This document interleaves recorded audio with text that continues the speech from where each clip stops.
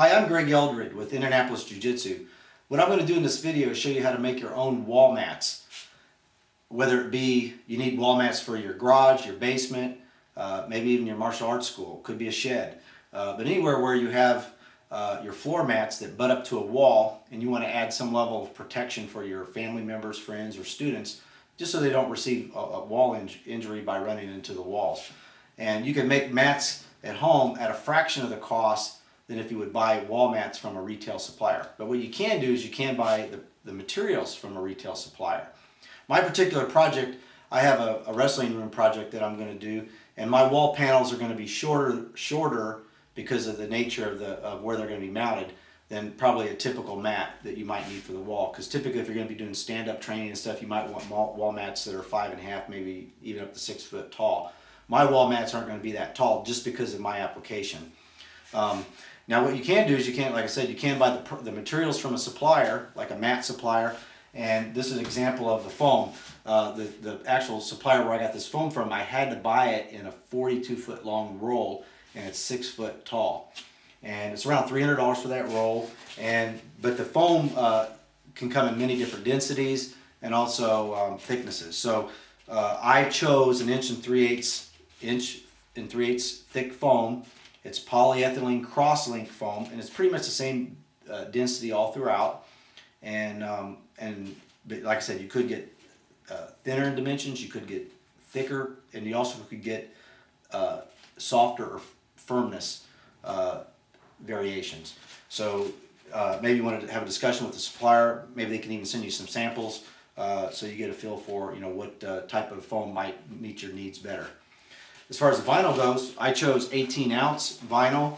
I chose the color royal blue. You can get it in many colors. You could also get 14-ounce, and they pretty much sell the vinyl as much as you want. I needed 60 feet or 20 yards, and I think they sold it for it's around $5 a yard, this particular supplier for this vinyl. And for the backing, you want it by OSB. And you can get that from any hardware store like a Lowe's or Home Depot. And I'm using 1/4 inch OSB. You could use 7/16 OSB. It just depends on what you want to do for your project. Just kind of up to you on that.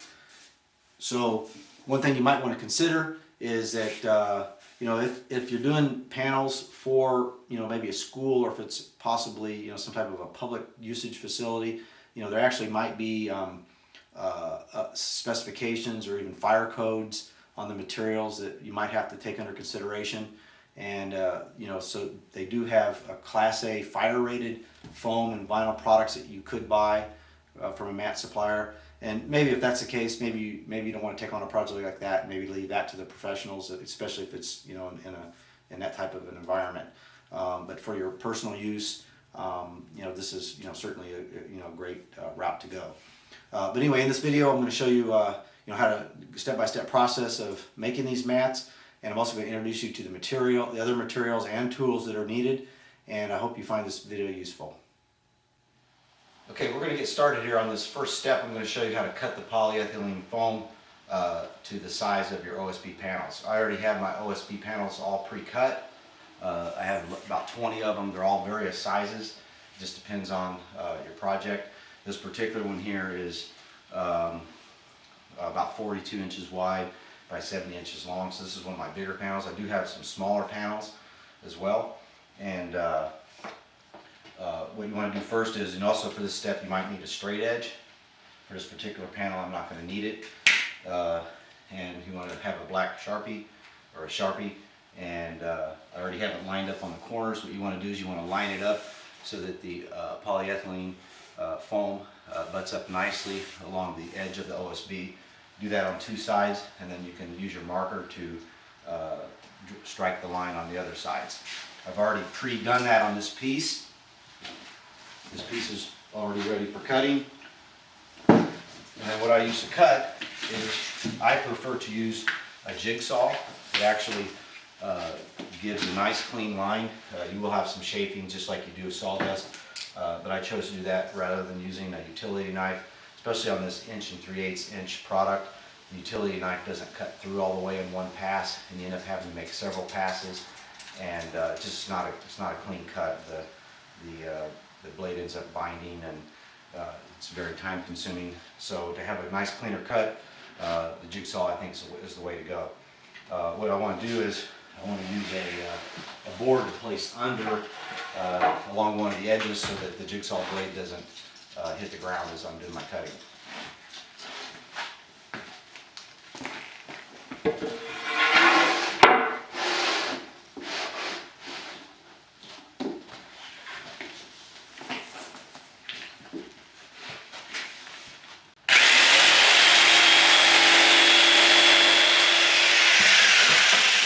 Okay, now after the piece is cut, there are going to be shakings around the edges, so you just want to use your hand to wipe off those shakings. And now this piece is ready to mount. Okay, continuing on, what I'm going to do now is I'm going to show you how to attach the polyethylene foam to the OSB backing. And what you want to have available before you do that is, after you get the polyethylene laying on the top of this, you're going to need some weight to set on various places around the top of it to allow the material to adhere to itself for 4 to 6 hours, something like that. So what I do, I have some things here like some blocks, can of paint, bricks, anything that's heavy, so you can lay that on top to help keep it in place so that it doesn't get any air pockets underneath it while it's curing. And the product that I use to attach it is liquid nails. This is a heavy duty just construction adhesive. And you want to place a bead of adhesive, if you will, around the whole perimeter, about 1.5 inches from the perimeter. You don't need to put it right up against the edge, so you want to put it about 1.5 inches around the perimeter.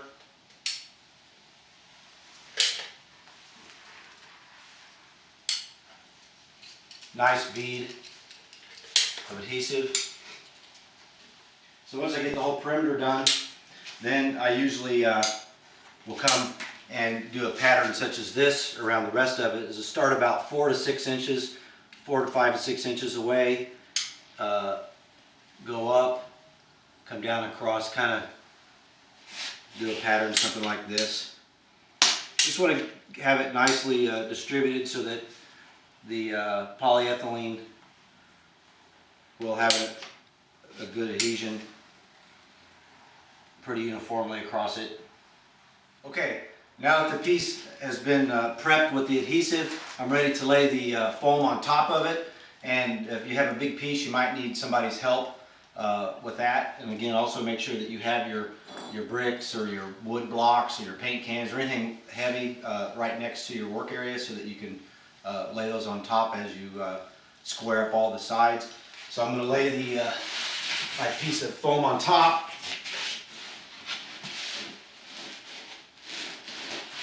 Got some big blocks here, blocks of wood.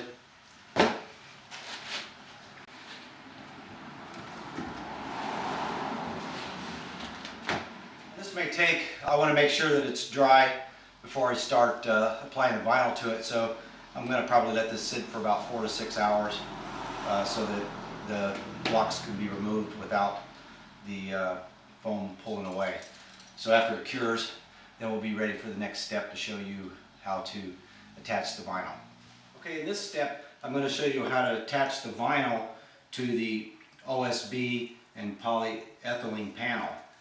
And what you want to do first is you want to lay your vinyl down so that the outside, the surface that you want shown on the outside, is face down.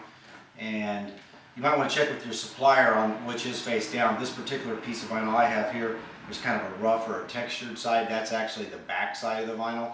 And there's a smooth side. That's the front side of the vinyl. So you want the smooth side. In my application, I want it down. And then I'm going to lay my panel down, face down on it, with the polyethylene foam against the back of the vinyl. And what I do here is, also before you do that too, before you lay this down, you want to make sure that there's no dirt or rocks or debris in between the two, otherwise they might show through the panel once you get it assembled.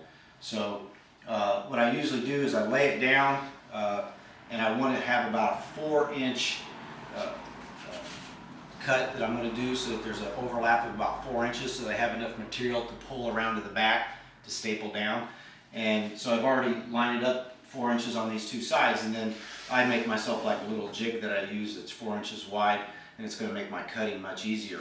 So I just lay that down here against it, and I'm going to do a cut along here. And to cut this vinyl, you can just use a utility knife, a nice sharp utility knife.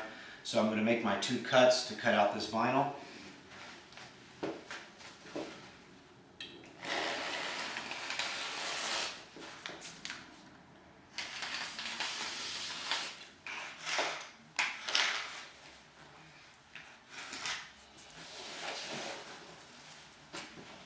Now I have a 4-inch overlap on all 4 sides. Now once the vinyl's cut, I'm going to begin the stapling process. Okay, in this step now I'm going to show you how to staple the vinyl to the OSB. I've already finished my cut. I got about 4 inches of material on all 4 sides that I'll be able to pull around each side, and it still gives me a couple inches to work with. And how I'm going to test that is I'm going to use staples. You could use just a manual staple gun.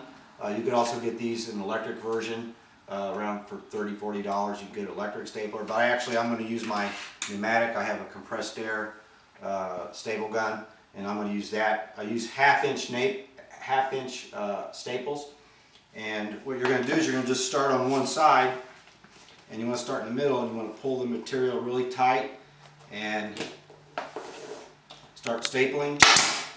I staple about maybe 1 inch away from the edge, and I'm going to put staples probably about 4 inches every 4 inches, and each time I do that I pull the material very taut and I staple right there close to my thumb.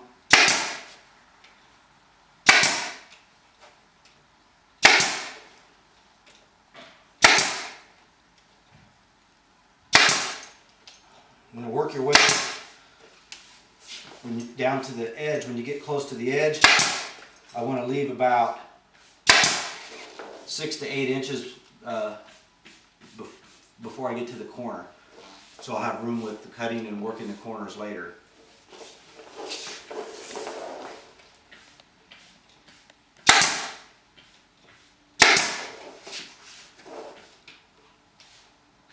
And I'm going to continue this process now on all 4 sides.